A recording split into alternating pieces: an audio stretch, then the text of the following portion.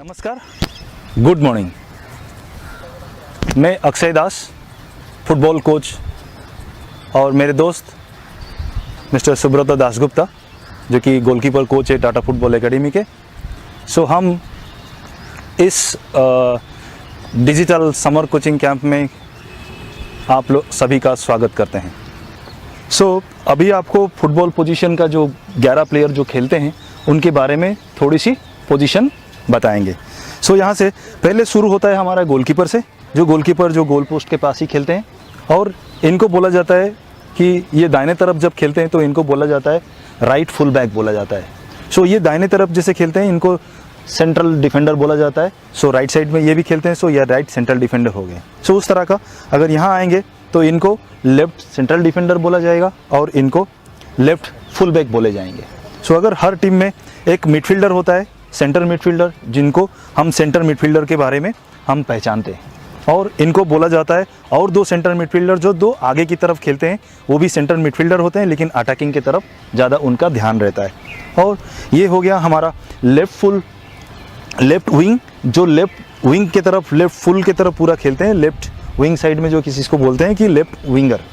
और ये हमारे स्ट्राइकर जो कि ज़्यादातर गोल करते हैं, जैसे कि आप देखे होंगे मेसी, रोनाल्डो जिस तरह से गोल करते हैं, ये स्ट्राइकर पोजीशन में। और ये आपका right winger.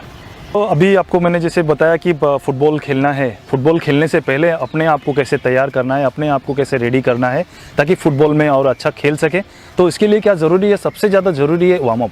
So warm up का क्या करते हैं हम लोग, बेसिकली बॉल के साथ करते हैं और बिना बॉल के साथ करते हैं। अगर हम घर में बैठे हुए हैं सो हमको क्या करना है, अगर घर में हम रुके हुए हैं, अभी ये कोविड-19 की वजह से हम बाहर नहीं जा पा रहे हैं, सो वार्म अप कैसे करेंगे। सो वार्म अप बेसिकली एक छोटा सा जगह ले लेंगे जिसमें हमारा ड्राइंग रूम होगा, या हमारा छत होगा, या हमारा बालकनी होगा, या हमारा छोटा सा गार्डन होगा। वो गार्डन पे हम क्या करेंगे, 10 बाई 10 यार्ड होगा, या 10 बाई 10 मीटर होगा, या 5 बाई 5 मीटर होगा, या 5 मीटर या 2 मीटर, जितना भी जगह है उस छोटे से जगह पे हम कैसे अपने आप को वार्म अप करेंगे। सो वार्म अप बेसिकली क्या होता है, रनिंग होता है, सबको मालूम है, सब लोग करते हैं। सो हम लोग धीरे धीरे रन करते हैं।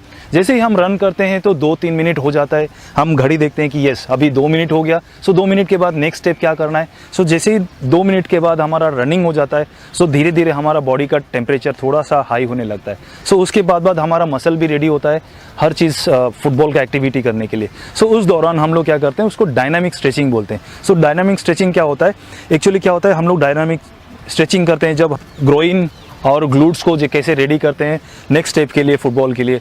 फिर उसके बाद हम लोग क्या करते हैं, जंप करते हैं वो ऑन द स्पॉट, और क्या करते हैं, हाई नी एक्शन करते हैं, रनिंग एक्शन करते हैं। रनिंग करने के टाइम में हमारा हाथ कैसा होना चाहिए, कितना सेकंड करना है, कितना रिपीटेशन करना है, ये आपको ध्यान में रखना है। अगर आप थक जाते हैं तो आप थकते हुए आपको ब्रेक लेना चाहिए। बैठे हुए हैं तो आपको पानी पीना भी ज़रूरी है, अगर बाहर भी जाते हैं तभी भी पानी पीना आपको ज़रूरी है।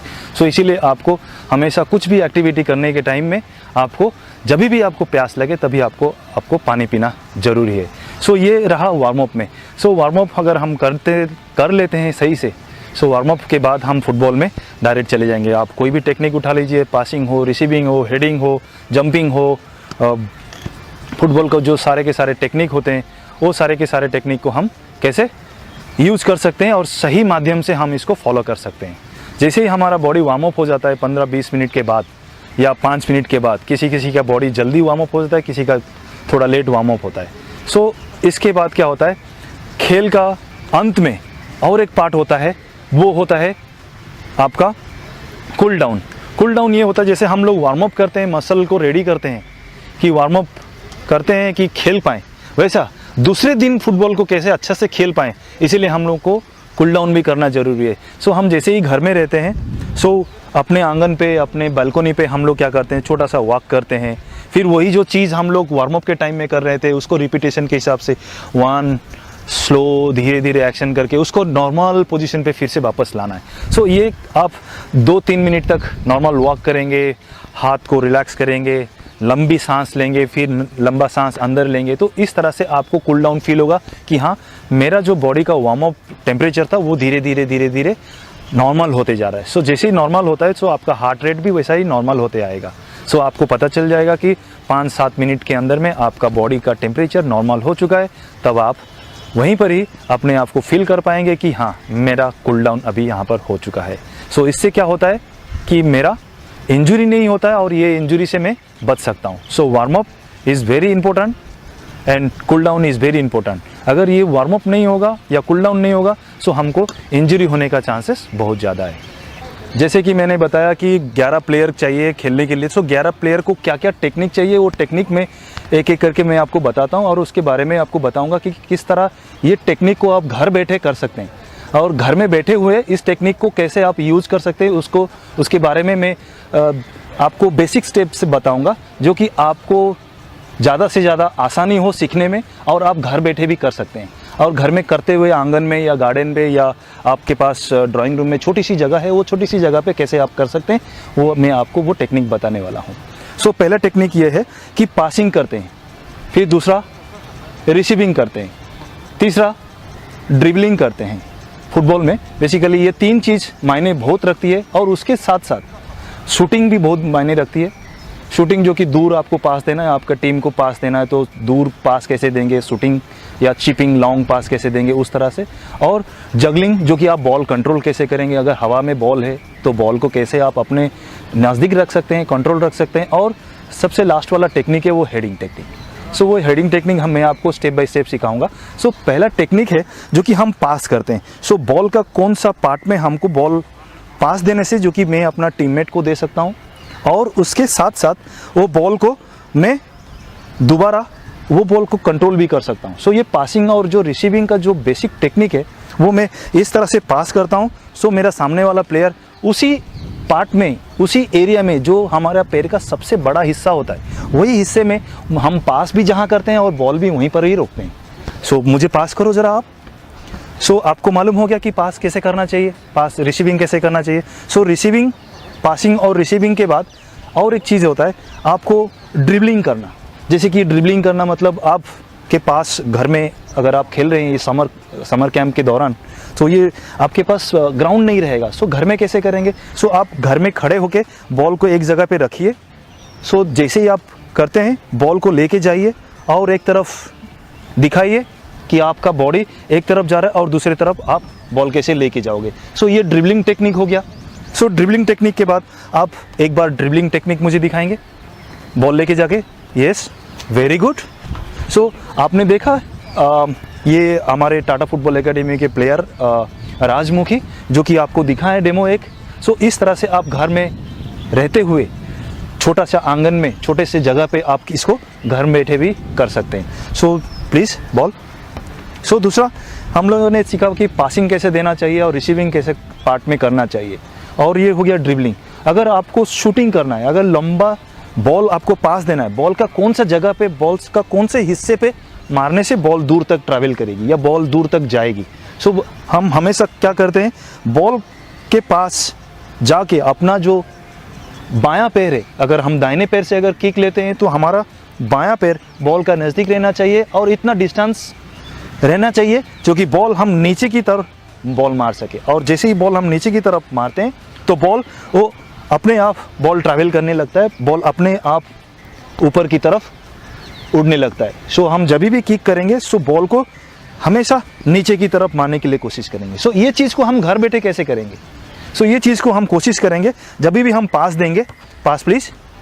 सो जैसे ही पास देंगे तो हम बॉल की तरफ थोड़ा सा अगर नीचे करते हैं तो बॉल को नीचे की तरफ अगर बॉल मारेंगे तो बॉल उछल के अपने आप ट्रैवल करने लगेगा।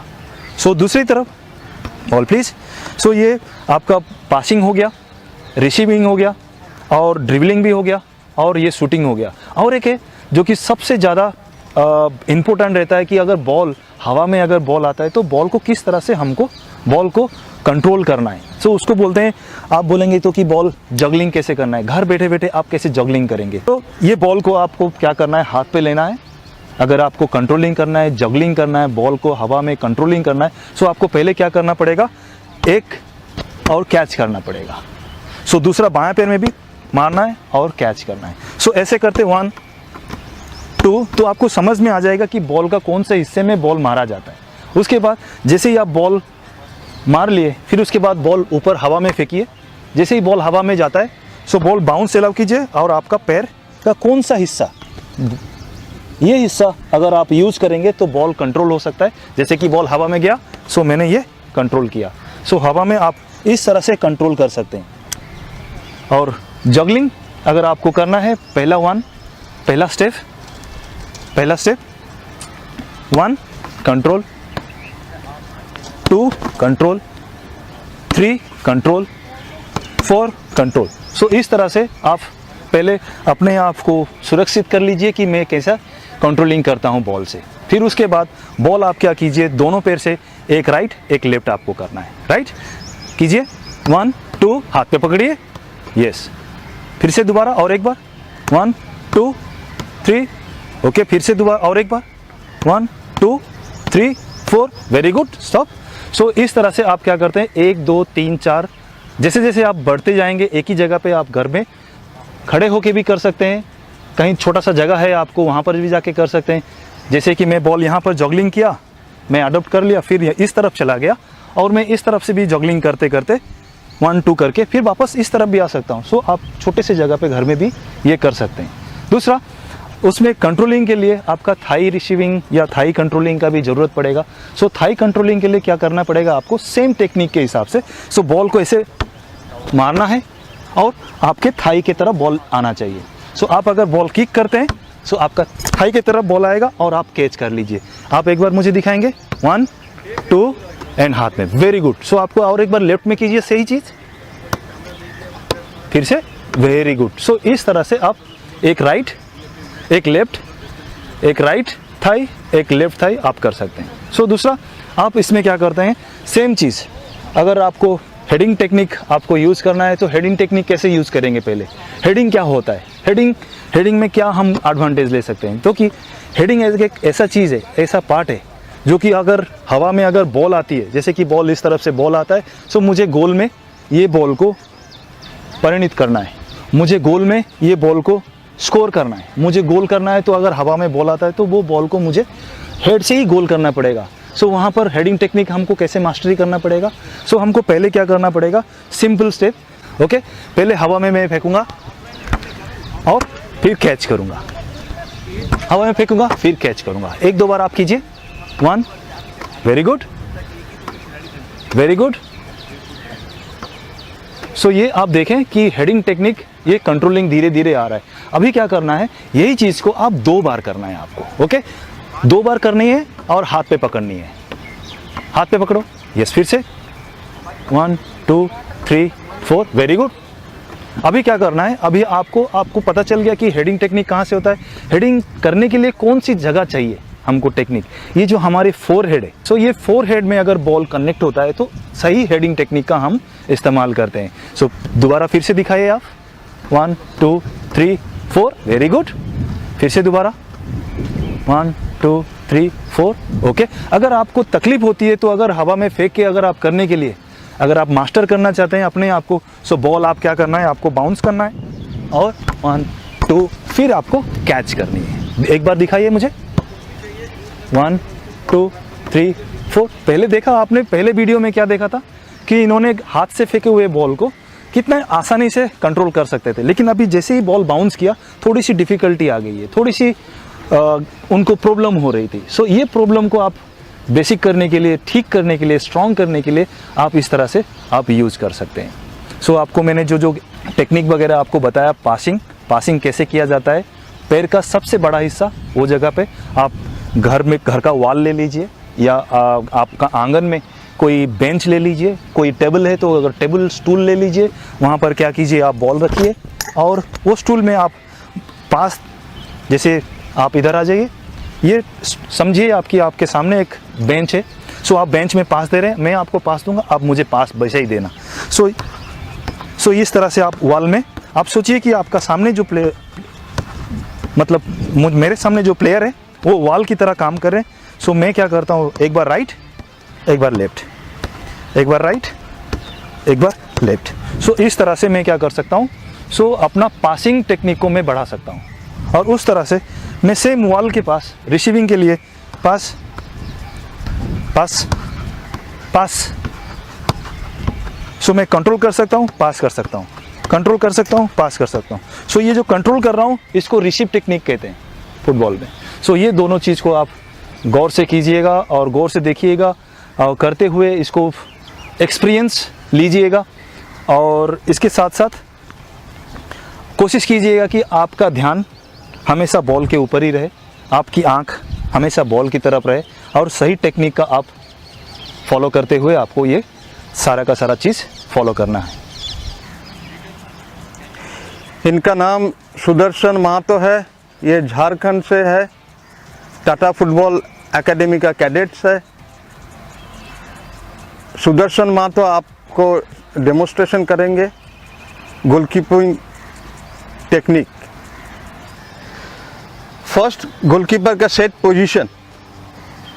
आपका पैर ज़्यादा खुला नहीं होना चाहिए, ज़्यादा क्लोज भी नहीं होना चाहिए। आपका बॉडी बैलेंस अच्छा होना चाहिए। आपका नी लिटिल बिट फ्लेक्स होना चाहिए। आपका हाथ का पोजीशन बॉडी का सामने होना चाहिए। आपका पाम्स खुला रहना चाहिए। आपका अपर बॉडी वेट सामने के तरफ होना चाहिए एंड आपका full body weight transfer to ankle and toes. Toes का ऊपर नहीं आना चाहिए और हील का ऊपर भी जाना नहीं चाहिए। आपका बॉडी बैलेंस एंड आपका फाउंडेशन स्ट्रॉन्ग बनना चाहिए। सेकेंड, गोलकीपर का कैचिंग टेक्निक हम लोग सीखेंगे। फर्स्ट, गोलकीपर का कैचिंग टेक्निक में 4 कैचिंग टेक्निक है। First, W technique, yes. Second, cup technique. Third, K technique and fourth, scoop technique. Okay, इसका विस्तार से हम लोग जानेंगे W टेक्निक कैसे होता है, कैसे बॉल पकड़ना चाहिए। आपका हाथ बॉल का पीछे होना चाहिए। आपका थंब एक साथ होना चाहिए और आपका रेस्ट ऑफ फिंगर बॉल का ऊपर होना चाहिए। यस। आपका एल्बो लिटिल बिट फ्लेक्स होना चाहिए और भी थोड़ा लिटिल बिट फ्लेक्स होना चाहिए। बॉल का कैचिंग डिस्टेंस बरकरार होना चाहिए, not too close, not too far. आपका डिस्टेंस 12 to 15 इंचेस के अंदर होना चाहिए। आपका आईज बिहाइंड द बॉल होना चाहिए हमेशा। ओके, W जैसा दिखता है पीछे से, इसलिए इसको नाम है W टेक्निक। सेकेंड, कफ टेक्निक। आपको hands towards the ball, palm को ओपन रखना चाहिए। आपको बॉल को खींचना है सामने एंड मिड रिप से बॉल को सिक्योर करना चाहिए। This is cup technique. Now third, K technique. Ball अगर आपका लेफ्ट साइड में है तो आपका लेफ्ट का पैर बॉल का पीछे जाना चाहिए। बॉल का पीछे जाना चाहिए लेफ्ट पैर, यस। आपका दूसरा पाँव डिस्टेंस को मेंटेन कर, बेंड होना चाहिए, डिस्टेंस को मेंटेन करना चाहिए। आपका पाम ओपन होना चाहिए। ये नाउ यू आपका पाम टुवर्ड्स द बॉल होना चाहिए and you secure the ball into the chest. This is the K technique. This is last technique, is a scoop technique. It is also similar to K technique. Yes. Now